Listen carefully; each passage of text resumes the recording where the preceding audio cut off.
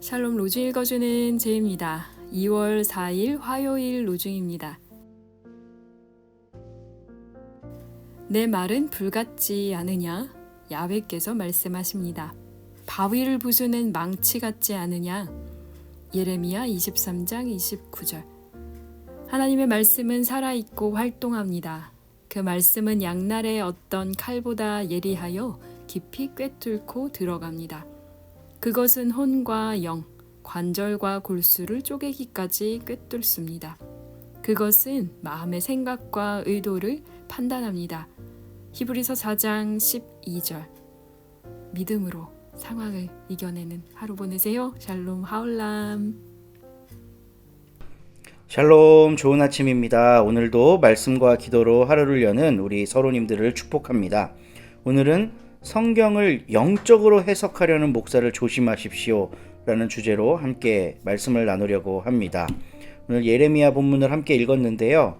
구약 성경은 굉장히 오랜 시간 여러 저자에 의해 기록되었습니다. 물론 최종 편집이 된 기간은 이제 어떤 분은 기원전 한 5, 6세기경으로 보는 분도 있고 3, 4세기로 보는 분도 있고 2세기 정도로 보는 분도 있습니다. 그러니까 다양한 견해가 있지만 어쨌든 구약 성경의 소스들은 굉장히 오랜 시간 축적된 거고 여러 명의 저자들이 개입해서 기록된 겁니다. 그래서 하나의 책이지만 여러 관점이 들어있어요. 그러니까 구약 성경에 있는 내용을 다 하나님의 말씀이라고 믿어버리고, 물론 하나님의 말씀이라고 믿어야죠. 1.1핵도 틀림이 없다 이러고 읽기 시작하잖아요. 그러면 반드시 시험에 듭니다. 여기서는 하라 그랬는데 저기서는 하지 말라 그러거든요. 둘 중에 뭘 따라야 돼? 다 하나님의 말씀이면. 그래서 이 관점이란 말을 유의 깊게 살펴봐야 되는 겁니다. 이 저자가 이 본문을 어떤 관점에서 기록했냐? 저 본문은 완전히 반대되는 이야기를 하고 있는데 저 저자는 왜 이런 기록을 했냐? 라는 관심을 갖고 읽지 않으면 충돌하는 거예요, 내용들이. 그래서 시험에 빠져버립니다. 오늘 본문의 배경이 되는 내용이 아주 대표적인 건데요. 오늘 로중 본문은 꿈에 대한 저자의 견해를 반영합니다.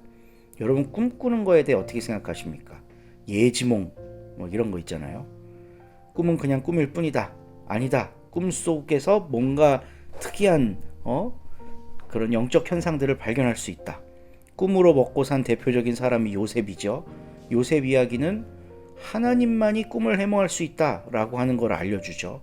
근데 예레미야에서는 꿈은 거짓 선지자들이나 쓰는 거예요. 내가 어제 꿈 꿔봤더니 하나님이 이럴 것 같아. 내 꿈을 한번 들어볼래? 이런 짓은 거짓 선지자들만 하는 거라고 못을 박습니다. 참 선지자는 오직 하나님의 말씀만을 전해야 한다는 거예요. 그래서 우리가 읽은 본문 바로 뒤에 이런 내용이 있습니다. 꿈을 꾼 예언자가 꿈 이야기를 하더라도 내 말을 받은 예언자는 충실하게 내 말만 전하여라. 하나님의 말씀을 전한다고 제멋대로 혀를 놀리는 예언자들을 내가 대적하겠다. 허황된 꿈들을 예언이라고 떠들어대는 자들을 내가 대적하겠다. 예레미야를 통해 주신 하나님의 말씀 말고 영적으로 해석하는 사람들, 현상을 자기의 주관으로, 내가 꾼 꿈으로 풀어보려고 하는 모든 시도들, 이런 거 다 안 된다는 겁니다. 한동안 저도 이제 90년대 부흥 집회를 참 열심히도 다녔는데요. 설교자들이 대놓고 본문을 읽은 다음에 하나님이 자기한테 준 계시에 따라 영해를 하겠다고 막 그래요. 그러면 막 권사님들이 눈이 초롱초롱해져 갖고, 야, 저 목사님은 어떤 영적인 해설을 해줄까 하고 막 맨 앞자리를 사수하려고 막 애를 씁니다.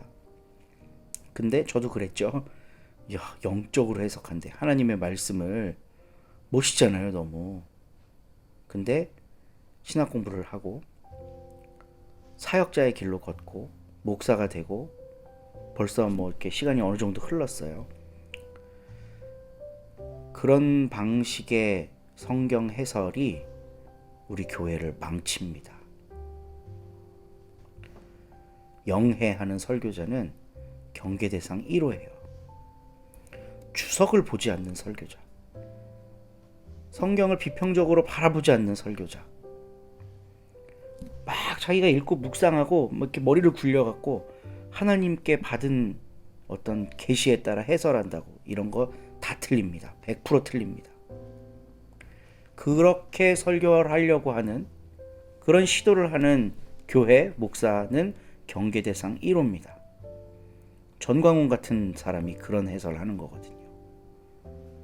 교회의 역사와 그간 그 본문을 다뤄왔던 수많은 믿음의 선배들의 해설을 참고하지 않고 자기 마음대로 하는 거. 이거는 기독교가 아니에요. 그리고 또 이건 이제 뭐 목회자, 설교자에 대한 부분일 거고 우리의 일상에서도요. 누군가에 대한 꿈을 꾸고 뭐 이렇게 조언을 해줄 수 있죠. 근데 그 꿈으로 내 삶에 개입하려고 하는 그 어떤 시도도 따라해서는 안 됩니다.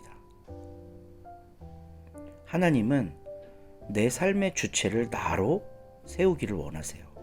내가 내 삶의 주체가 되기를 원하시는 겁니다. 누가 뭐라 그래서 이렇게 살아야 돼 그런다고 나의 삶을 내려놓고 그렇게 살기를 원하지 않거든요. 뭐 이런 분이 있어요. 어떤 권사님이신데 꿈만 꾸면 천국에 대한 꿈을 꾸는 거예요. 그래서 천국에 갔더니 자기네 교회 목사가 없는 거지. 꿈꿨는데 그 목사님한테 가갖고 목사님 제가 요즘에 천국 꿈을 꾸는데 목사님이 없더라고요. 어떤 목사는 아이고 제가 잘못 목회를 했네요 하고 회개를 했답니다. 또 어떤 목사는 웃기는 소리 하고 앉아있네 라고 했다는 거예요. 여러분은 어떤 이야기에 감동이 되십니까? 당연히 전자에 감동이 되겠죠. 회개했다고 하고 자기가 잘못했다고 하니까. 근데 그런 류의 이야기들이 우리 교회를 좀먹습니다. 그 목사가 하고 있는 목회가 마음에 안 들면 이게 왜 마음에 안 드는지, 왜 이게 잘못된 건지를 정면으로 얘기를 못해, 한국 교회는. 그러니까 꿈 갖고 얘기하는 거거든요. 꿈 꿨는데 목사님 천국이 없다더라. 부들부들 떨게 만드는 거지. 그래서 말 잘 들으면 그때부터 그 목사는 그 권사의 영적인 주종관계를 맺게 돼요. 그 권사랑. 그건 내 삶, 내 신앙이 아니게 되는 거거든요.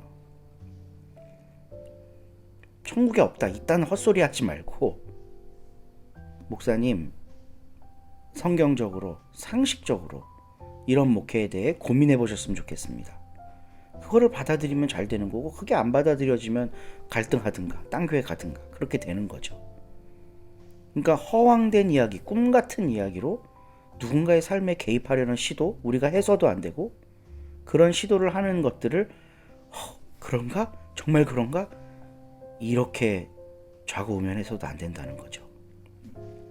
결국은 하나님의 말씀 위에 든든히 서는 것, 이게 우리의 영적 건강성을 담보한다. 이 말씀 안에서 신앙을 세워나가는 서로님들 되시기를 소망합니다. 좋은 하루 되세요.